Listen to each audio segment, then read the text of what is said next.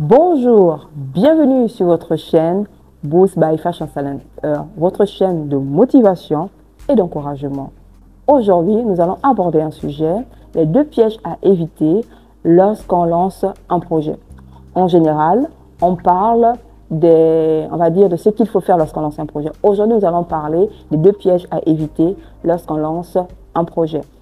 Mais bien avant cela, je voudrais me présenter pour ceux qui me suivent pour la première fois. Alors, je suis Dalia, motivatrice et entrepreneur e-commerce. J'aide les hommes et les femmes en quête d'amélioration personnelle, en reconversion, en quête de sens. Passionnés de spiritualité et de bien-être à devenir une meilleure version d'eux-mêmes. Je vais aujourd'hui vous entretenir, comme je le disais tantôt, sur les 2 principaux pièges à éviter lorsqu'on lance un projet. Le premier est le manque de rigueur. Le manque de rigueur, c'est vraiment une chose à éviter. La rigueur se caractérise à travers 3 principaux traits de caractère. Il s'agit de l'organisation. L'organisation, quand on parle de quelqu'un d'organisé, on parle de quelqu'un qui sait planifier son travail, quelqu'un qui sait structurer ses tâches et quelqu'un qui sait avoir un calendrier bien défini des tâches à faire. Ça, c'est de l'organisation. Ensuite, cette personne doit être quelqu'un de discipliné. La discipline consiste ici à suivre ses engagements. C'est très important. Il faut être en mesure de suivre ses engagements. Il faut rester concentré et il faut être en mesure d'être persévérant malgré les difficultés. Ça, c'est la discipline. Alors, vous savez, lorsqu'on lance un projet, il y a souvent des parasites qui viennent pour bouffer du temps. Il y a tellement de choses qui viennent pour nous déconcentrer. Si vous avez décidé de vous lancer quelque chose, soyez focus sur cette chose. Et quel que soit le parasite, ayez la capacité de dire non à ce parasite. Et pour ce qui est des difficultés, lorsqu'on lance un projet, tout ne coule pas toujours vraiment comme on va dire l'eau de roche. Non. Des fois, il y a des difficultés. Et parmi les difficultés sont de tout type. Et moi, je voudrais parler ici d'une difficulté que moi j'ai connue lorsque j'ai lancé mon activité de e-commerce. J'avais perdu une partie de ma marchandise, c'est-à-dire j'avais fait un achat et les achats se passaient bien. Et puis un jour, j'ai fait un achat. Je vous assure qu'on m'a livré juste une partie de la marchandise. J'ai usé tous les moyens légaux qui étaient à ma disposition pour pouvoir récupérer cette marchandise. Je n'ai pas pu. Mais j'avais mal au cœur. Vous imaginez, vous venez à peine de lancer un truc, à peine 4 ou 5 mois, vous perdez la marchandise. J'avais mal au cœur. Mais je me suis dit, Dalia, tu ne vas pas t'arrêter là. C'est le game. Si tu as décidé de te lancer, il faut y aller. Et du coup, j'ai persévéré. Donc, ce sont des choses qui peuvent arriver. Mais quand ça arrive, ça ne signifie pas que vous devez vous décourager, que vous devez arrêter. Vous devez être focus et continuer. Le 13e trait de caractère qui passe dans la rigueur, c'est la capacité à se remettre en cause et à se critiquer soi-même. Ça, c'est très important. Il faut être en mesure de s'autocritiquer. Pourquoi? Parce que lorsqu'on lance une activité ou on lance un projet, peu importe, lorsqu'on se lance dans un projet, au bout d'un certain temps, on a le retour d'expérience. On voit les conséquences des actions qu'on a eu à poser. Vous avez peut-être décidé de prendre une stratégie.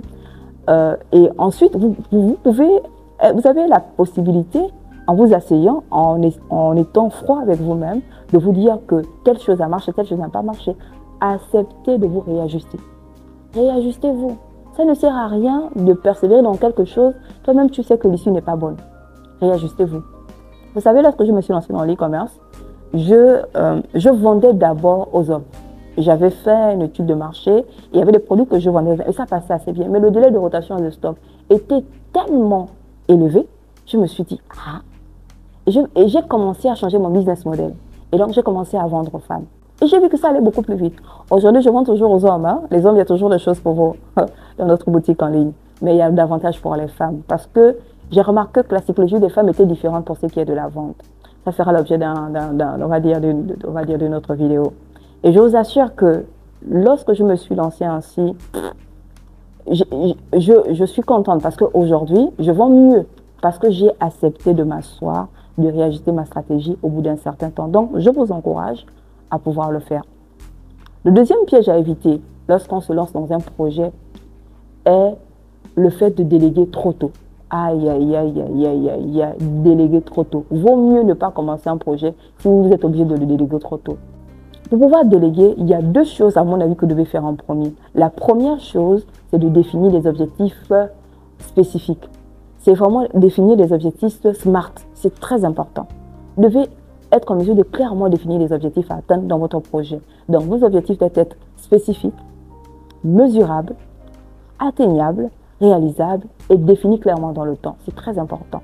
Une fois que vous avez défini les objectifs, vos objectifs, il faut être en mesure de savoir exactement quelle est la méthode de travail qui convient avec votre activité ou avec votre projet, c'est selon. Il faut être en mesure de le savoir. Et une fois que vous avez défini toutes ces choses, il est plus facile de déléguer. Vous ne pouvez pas déléguer quelque chose que vous ne comprenez pas vous-même. Vous aurez des problèmes. Parce que le risque que vous avez, lorsque vous déléguez, que vous-même vous ne comprenez pas ce que vous faites, vous allez avoir des malentendus avec les gens. On ne peut pas déléguer ce que l'on ne comprend pas. Vous allez demander à quelqu'un de faire quelque chose et la personne fera autre chose. Mais vous-même, vous n'arrivez même pas à expliquer votre projet. Comment quelqu'un va être en mesure de faire ce que vous attendez de lui? Donc, c'est vraiment l'une des choses à faire. Il faut être en mesure vraiment de maîtriser son projet. C'est votre bébé, vous devez le maîtriser. Autre risque aussi auquel auquel vous exposez, c'est le ralentissement de votre projet. Lorsque vous déléguez trop tôt et que la personne ne comprend pas, votre projet va être ralenti. Vous aurez le sentiment que les choses n'évoluent pas convenablement, ainsi de suite. Mais c'est normal que les choses n'évoluent pas convenablement. Et ça, le problème, c'est que ce sont des sources de démotivation. Et vous allez vous retrouver dans une situation où vous aurez envie de tout abandonner parce que les choses... Mais ce ne sont pas les employés, ce ne sont pas les personnes qui sont autour de vous, c'est vous-même. Vous avez choisi les mauvaises personnes parce que vous-même ne savez même pas ce dont vous avez besoin. Donc, il est important de faire toutes ces choses. C'était ici, selon moi, les 2 principaux pièges à éviter lorsqu'on lance un projet. Je vous remercie d'avoir suivi cette vidéo jusqu'à la fin. Likez, abonnez-vous et partagez-la. C'est ainsi que notre communauté grandira davantage. À la prochaine vidéo.